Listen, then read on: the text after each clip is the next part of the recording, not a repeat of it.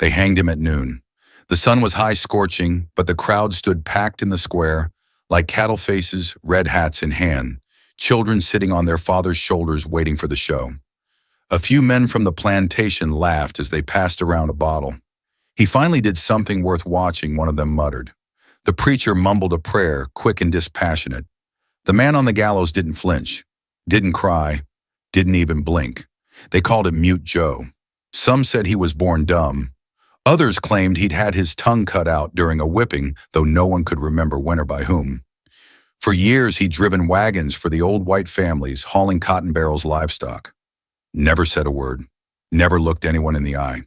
He'd shuffle into town with his head down, nod at the livery boy, and disappear down the road like he was chasing ghosts. Now he stood with a noose around his neck, barefoot, and filthy, his coat barely clinging to his shoulders.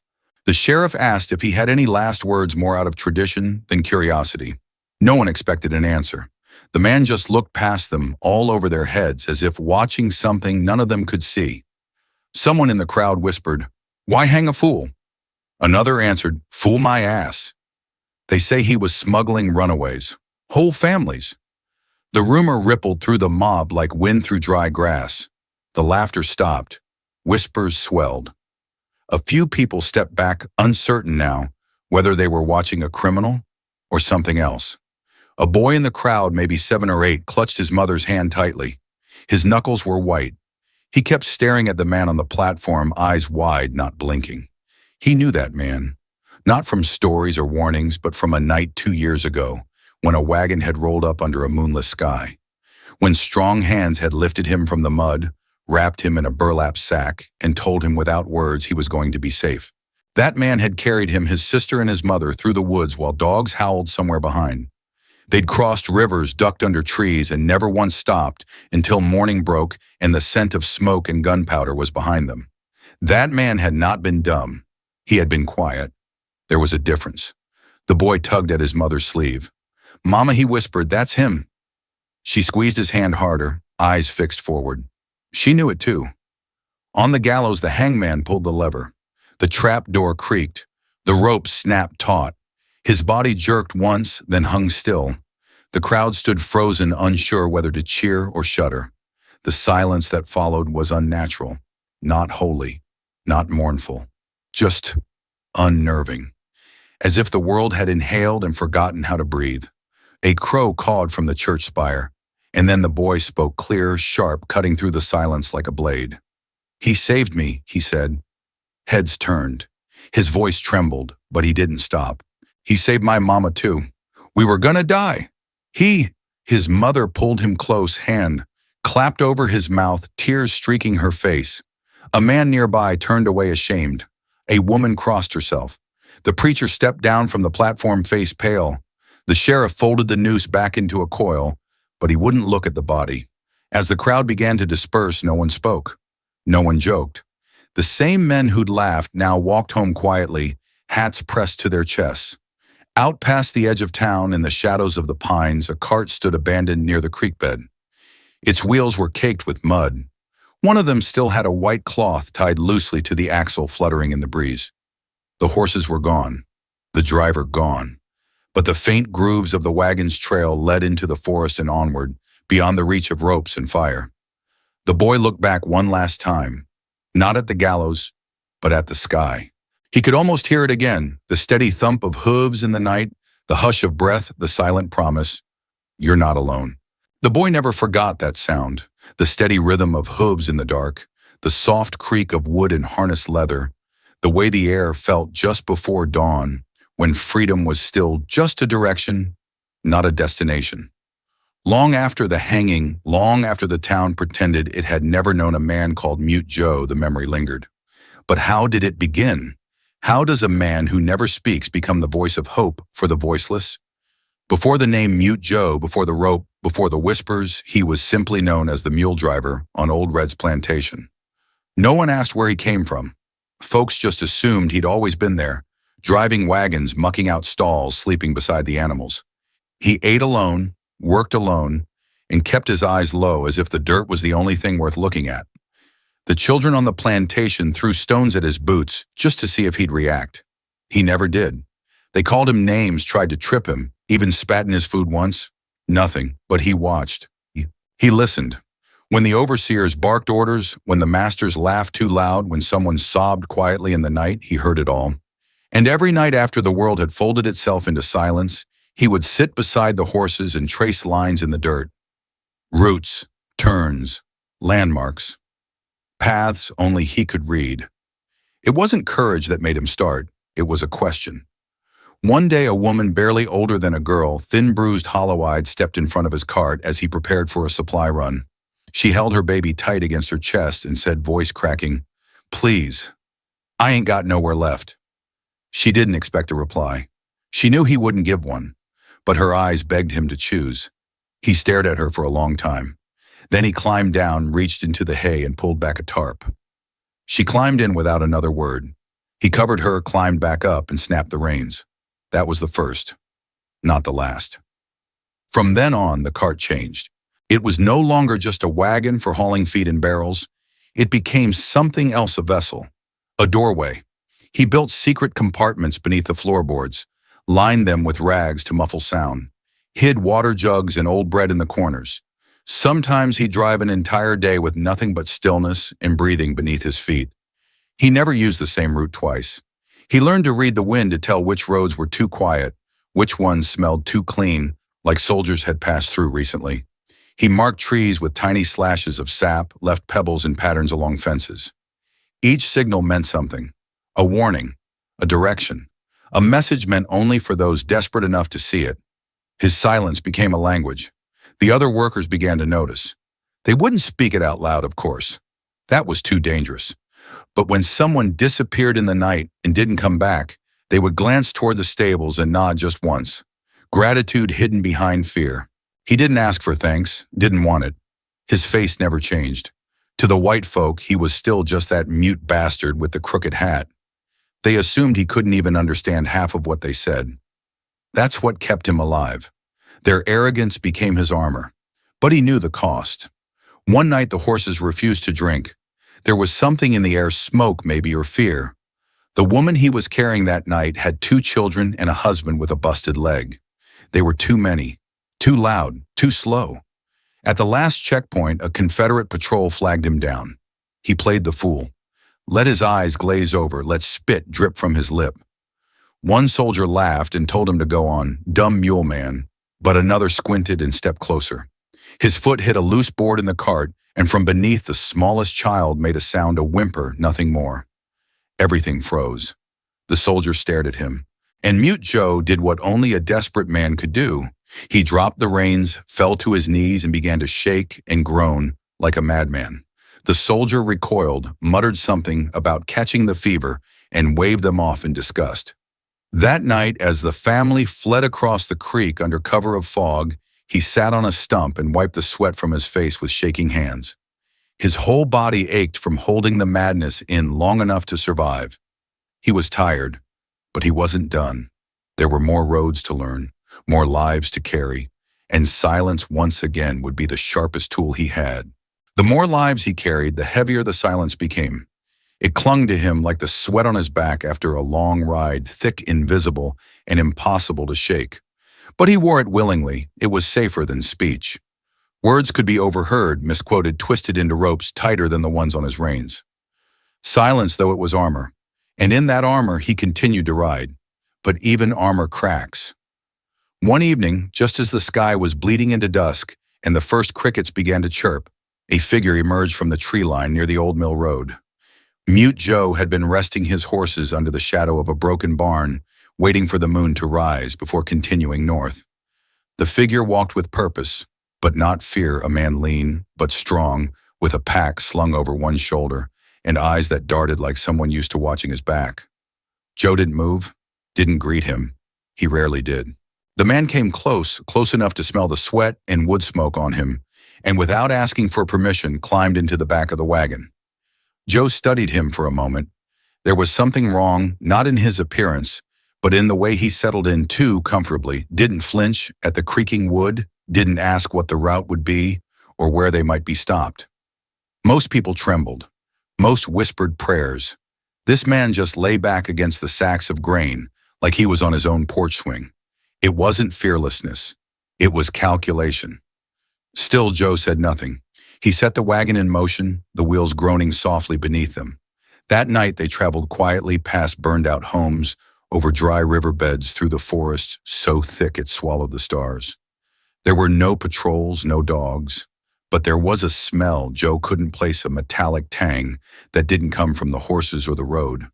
It clung to the air like a warning. 3 days passed. They picked up 2 more passengers, a mother and her teenage daughter, both trembling, but grateful, both hiding in the shadows beneath burlap. The stranger remained calm, almost too calm.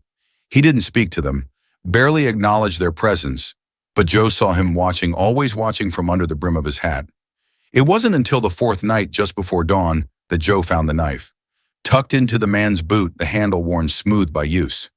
It wasn't unusual for runaways to carry something for protection, but this blade was clean, sharpened, well-maintained. Not the kind of knife you carry out of fear, the kind you carry because you know exactly when and how to use it. Joe didn't confront him. He couldn't, not without breaking character, not without risking everyone. Instead, he waited, watched, mirrored the man's stillness with his own. And when they reached the crossing at Rattle Creek, Joe made a decision, a dangerous one. He let the man overhear him scratch out a new route in the dirt for the mother and daughter. A different path, one he claimed would be safer, quicker. But the lines were a lie, just enough truth to sound real, just enough falsehood to lead the wrong person to an empty clearing 2 nights away. The next morning, Joe watched the man slip away while the rest of the group slept.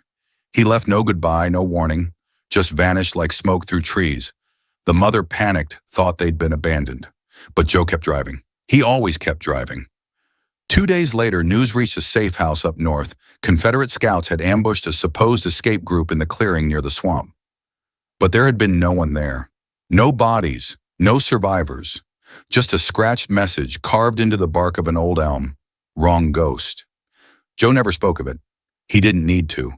But from then on, the passengers in his cart noticed a change.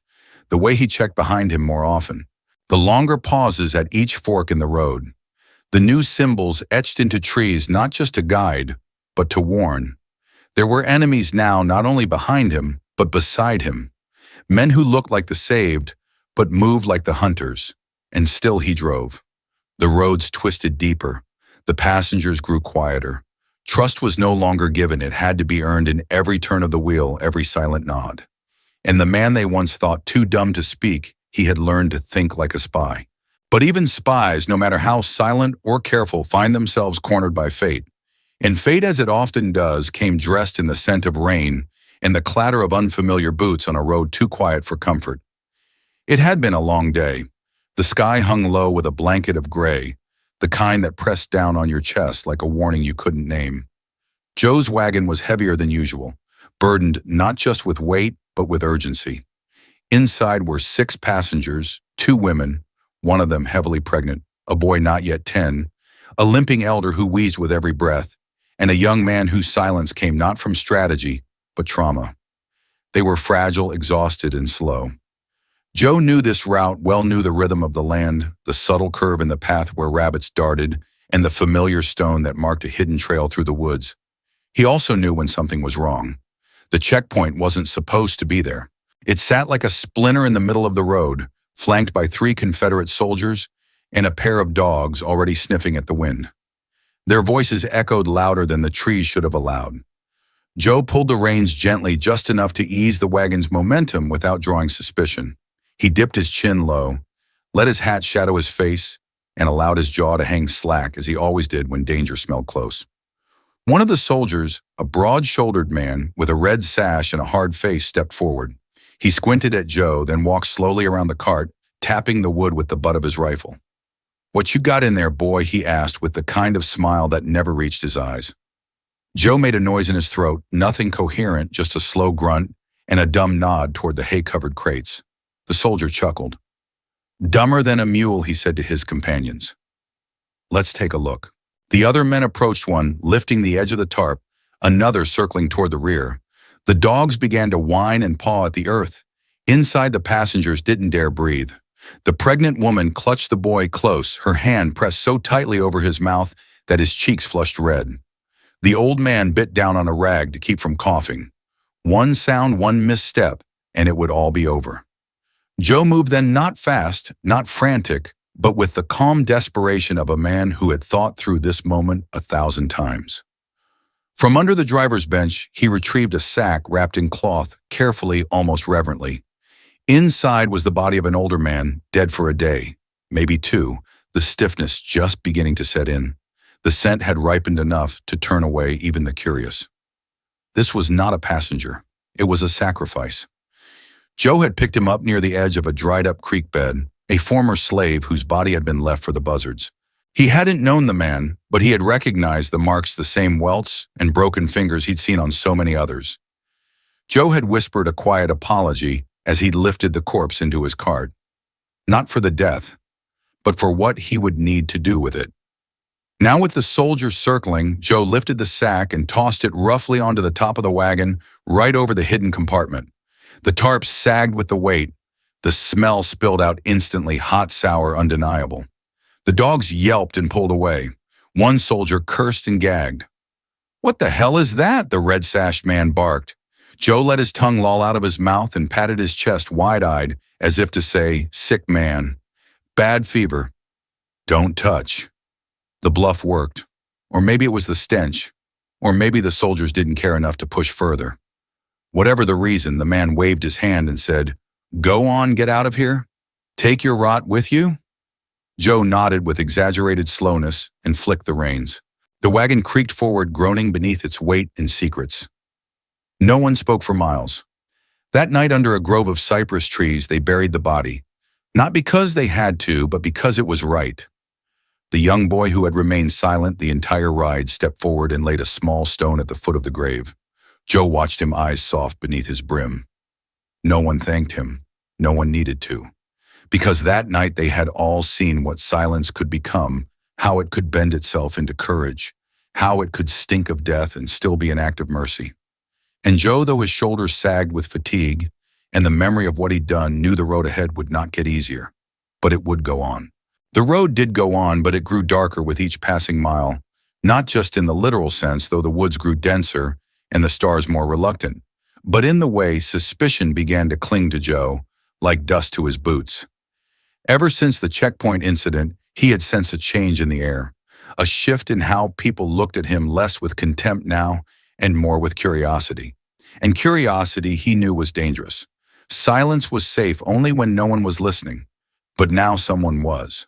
It was nearly a week later, as autumn curled yellow at the edges of the trees, that Joe stopped outside a ramshackle way station, known to only a handful of trusted souls.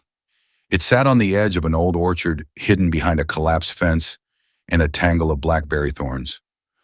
The place was a brief rest, a breath between escapes. Inside, the air smelled of wet stone, old wood, and secrecy. Joe delivered the last group there, 3 souls saved from the swamps and prepared to move on, alone as he always did. But then he saw him again. The man from the wagon weeks ago, the one with the too clean knife and the eyes that never blinked. He was leaning against the doorway, talking low to the woman who ran the station. Joe froze mid-step. His hands twitched near his sides, not toward a weapon, he never carried one, but from instinct. The man didn't look surprised to see him. If anything, he looked amused. "Well, if it ain't the quiet ghost," the man said, straightening. "Word is you've been busy." Joe said nothing. He glanced past the man toward the woman. Her eyes darted away. "I'm just passing through," the man continued. "Like you." He stepped closer, slow and casual. "Thing is, there's more gold in betrayal than in loyalty these days, and folks like you." He smiled without warmth. "You're worth more than cotton." It wasn't a confession. It didn't need to be. Joe understood the threat. He was being watched, mapped, sold. This man wasn't just a spy. He was a trap with a mouth. And so Joe made a decision. That night he sketched a new route into the dirt behind the stable one he knew was wrong. It looped near a clearing deep in the marsh, a place long abandoned and full of sinkholes. He made sure the spy saw it, made sure he overheard talk of a major move north. Joe let the lie breathe, gave it legs, let it wander like a rumor. The next morning the man was gone, and Joe knew exactly where he was headed. What followed was not triumph. It was strategy. Joe didn't run. He didn't even hurry. He just rode the other way slower than usual, with one real passenger hidden in the wagon, a sick girl wrapped in wool, her eyes swollen nearly shut. She was all bones and fever and barely spoke above a whisper. Joe tended to her between turns, spooned water into her mouth, and hummed tunelessly as he drove. He didn't think about the man with the knife. He didn't need to. He had played his move. All he could do now was let the board shift. 3 days later, at another safe house near the border, he heard the news. Confederate scouts had raided a clearing in the marsh, expecting to find dozens of escapees. But there was nothing. Just mud, ghost trails, and carved into the bark of an old elm tree were 2 words scratched deep with a blade, "Wrong ghost." Joe allowed himself one breath of satisfaction. Not a smile, not a laugh. Just breath. That was enough, but victory never lingered long in his world. Because while he had diverted the hunter, the price of visibility had been paid. His name, what little name he had, was now moving through backrooms and barracks. Rumors spread faster than wagons. The mute driver, the man with the dead eyes and the white cloth tied to his wheel. Some said he could vanish in mist. Others said bullets missed him because he had no soul. Most didn't believe he was real, but enough did, and one of them knew his route. A week after the wrong ghost carving, Joe arrived at a meeting point to find it empty. The contact had fled. There were fresh boot prints, too many. Someone had arrived early, or someone had talked. Joe didn't panic.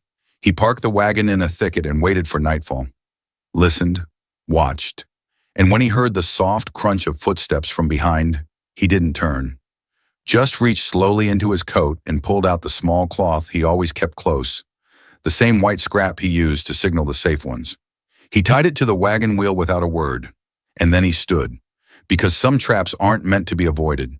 Some are meant to be walked into with eyes open and a plan in your silence. He walked into that clearing the same way he'd walked every road since this began, without ceremony, without noise, and without the illusion that this would end in anything but sacrifice. The white cloth fluttered gently behind him, tethered to the wagon like a whisper from some faraway ghost. And the moment it caught the breeze, the trap snapped shut. They came from the trees.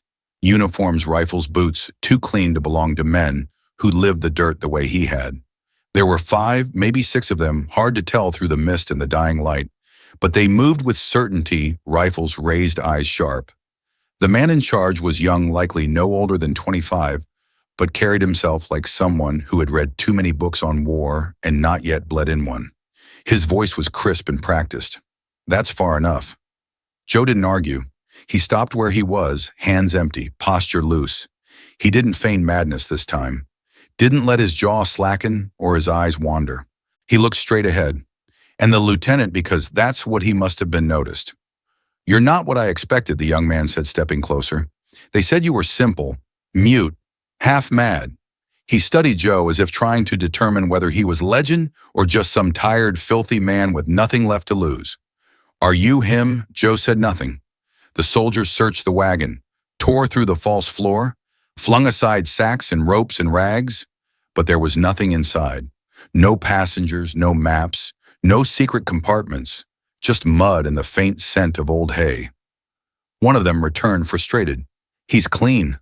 The lieutenant frowned. "Too clean." He stepped even closer until their boots nearly touched. "You've moved people. You've lied. You've broken the law of this state and every state around it. You think you'll be remembered as a savior?" He spat the word like it burned his tongue. "You're not a hero. You're a rumor." Still, Joe did not speak. The silence stretched so long it began to feel personal. The lieutenant's composure began to crack. "Say something," he hissed. "Prove you're not just a story made up to make fools of us." But Joe had nothing to give him, and so they beat him. It wasn't the quick kind of violence. It was deliberate, measured, the kind that made examples. His ribs cracked by the 3rd blow, his face split open by the 5th, but he never cried out, never raised a hand, never even hit the ground until they let him. And even then he didn't curl into himself the way men do when they break. He stayed on his knees, head lowered but spine straight. When they dragged him back into town, the sky was beginning to bruise. He couldn't see from his left eye and blood crusted the corners of his mouth. But he walked, one foot after the other, never begged, never pleaded. And the people, those who lined the streets, who whispered behind curtains, who peeked through their fingers, saw something they didn't understand. They saw a man who should have been broken, but wasn't. They put him in the jailhouse overnight. No trial, no charges. The law didn't require much when the accused couldn't or wouldn't speak. Outside, the gallows were already being built as if the outcome had never been in doubt. Hammering echoed down the main road like the ticking of a slow clock. A preacher came to visit him just before dawn. A small, nervous man who carried a Bible like a shield and spoke in the tone of someone trying to convince himself he was doing the Lord's work. "You can make peace, son," he said, standing just outside the cell. "Even now, if you confess, if you repent." Joe looked up slowly. His eye was swollen shut, but the other burned clear. Not with anger, not with hatred, with certainty. The preacher faltered. He didn't speak again. At high noon, they marched Joe to the gallows. Children were lifted onto shoulders. Housewives pressed handkerchiefs to their mouths. Old men leaned on canes, muttering things they didn't have the courage to say aloud. The sheriff, a man too tired to pretend anymore, read the sentence without conviction. For crimes against the order of the South, he began, but no one was listening. They were watching Joe, watching how he didn't flinch when the noose was placed around his neck, how he didn't blink when the crowd jeered, how in the final seconds he turned his face not toward the heavens, but to the people and held their gaze as if to say, "You know what I've done. You just don't have the courage to say it matters." Then the trapdoor opened, and the world for a moment held its breath. The world held its breath and then slowly exhaled. The body dangled in the heat, motionless except for the gentle sway that came with finality. Some turned away. Others stared longer than they meant to. The preacher closed his Bible without finishing the benediction. The sheriff removed his hat, and one little boy standing near the back of the crowd gripped the hem of his mother's skirt so tightly his knuckles went pale. He had once been carried in a wagon lined with hay, his face pressed to the heartbeat of a man who had never spoken a word, but had said everything that mattered. For most, the execution was a spectacle that would fade with the next week's gossip. The name Mute Joe would vanish like smoke from the platform, replaced by another whispered warning, another body strung up for reasons people claimed not to understand. But for a few, for those who had traveled with him, hidden beneath the boards of his wagon, watched the countryside roll past through slats in the wood, and prayed he never slowed down, his silence had become something far louder than any sermon, and that silence refused to stay buried. A month passed, then two. Winter crept in, laying frost across the roads Joe once traveled. Most thought the story ended at the noose, but stories like his never end the way men expect them to. It began again on a night swollen with fog out near the marshes, where the earth hummed with water and bones. A group of escaped slaves, half-starved and shivering, staggered out of the reeds looking for help. They claimed a wagon had picked them up, carried them through the worst of it past patrols and bloodhounds and ghost towns. When asked who drove it, they only shook their heads. "He never spoke," one of them said. "He just pointed, like he knew the land by memory." Another swore she recognized the white cloth tied to the wheel. "I thought he was dead," she whispered. The rumors grew louder after that. Reports came in from across the border, caravans arriving in the dead of night, refugees, swearing they'd seen a black wagon rolling through the trees where no roads existed. They all described the same thing: a single horse, a driver in shadow, the smell of hay and something older, and a glimmer of white trailing behind the wheel. Some believed it was superstition, just frightened people clinging to legend. But others knew better. In one town, an old woman who'd once buried her sister with Joe's help opened her door to find a burlap sack on her porch. Inside were supplies, flower matches, a map. No note, just a single white scrap of fabric tied around the drawstring. She lit a candle and wept like the dead had come home. A child no more than 5 was found outside a church in Ohio with a tag pinned to his coat that read, "He rides in silence." The boy couldn't speak, but when asked how he got there, he pointed to the woods and mimed holding reins. Even the patrols began to whisper. One Confederate scout claimed he'd followed a wagon deep into the pines one night, certain he was about to break the spine of the entire Underground Railroad. But when he finally reached the clearing, there was no cart, no tracks, just a breeze that tugged at his collar and the lingering smell of tobacco and horses. He never spoke of it again. Back in the town where they'd hanged him, the platform rotted and collapsed unused for months. No one bothered to rebuild it. Folks avoided the square altogether, especially at night. The sheriff left without a word, his badge nailed to the door of his office. And the little boy, now a little older, a little bolder, stood at the edge of the field most evenings, watching the horizon, listening. One evening, just as dusk was pulling the sun behind the hills, he saw it. A shape, far off, half formed in the mist. A wagon, dark and old, with one broken wheel that still turned. The horse moved slowly, like it had nowhere left to be, but still knew how to get there. And the driver, tall, still quiet, wore a hat pulled low and kept his hands steady on the reins. The boy didn't call out. He didn't wave. He just watched as the wagon passed into shadow. And when it disappeared, he turned and whispered to no one in particular, "He's not gone." Not really, because some men, when they die, leave behind ghosts. And some, like Mute Joe, become one. Not to haunt, but to guide. Forever silent, forever moving, forever free. If this story moved you, even in silence, share it. Somewhere out there, someone still needs to believe in quiet heroes. Thank you for watching, for remembering, and for carrying the story forward.